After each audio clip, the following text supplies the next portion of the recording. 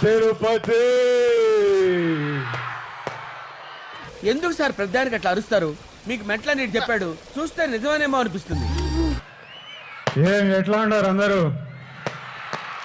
బాగున్నారా? ఏం బాగుండడం అమ్మా, నీ మీద దిగులతో బెంగతో గుమ్మిడి పండులా ఉండేవాడు, పొట్లకాయలా అయిపోయాడు. మీ అరుపులు కేకలు వింటా అంటే చాలా సంతోషంగా అనిపిస్తుంది అబ్బా. వీడప్పుడే బీబీసీ రేంజ్ లో ఎంచుకుంటున్నాడు. మన తిరుపతి 7 కొండల వెంకన్న స్వామి గాని ఓకే, ఈ ఒక్కసారి నా పక్క నుండి నన్ను నడిపించినాడు. చాలా పెద్దోడినై పొడుస్తాను స్వామి. ఇదేదో సినిమాలో డైలాగ్ కదా. నేను ఆ సినిమా చూడలేదు. రా పోయి టాప్ లో పోయి కూర్చుంటా. వీడు ఇంకా లేచినట్లేడు, నిద్దట్లోనే మాట్లాడుతున్నాడు. వానెక్క ఏ నా కొడుకు మన నాపేదేలే. యాక్టింగ్ చేయొచ్చు కానీ మీ అందరికి మాట చెప్పాలా?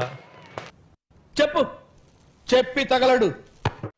నేను ఏనాడు ఈ మాట ఇంతవరకు బయట చెప్పిందేలే. చెప్పు చెప్పు అన్ని. ఎందుకు ఇంత లేటు?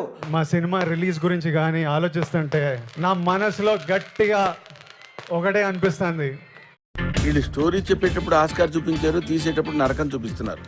ఇది పోయినట్టే.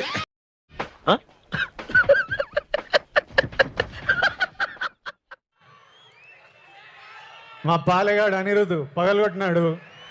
ఏమండి, give respect and take respect. మర్యాదగా చెప్తున్నాను, గౌరవం తగ్గించి మాట్లాడొద్దు. ఎందుకంటే ప్రతిసారిలా పానం పెట్టి గట్టిగా పూర్తిగా పనిచేసిన.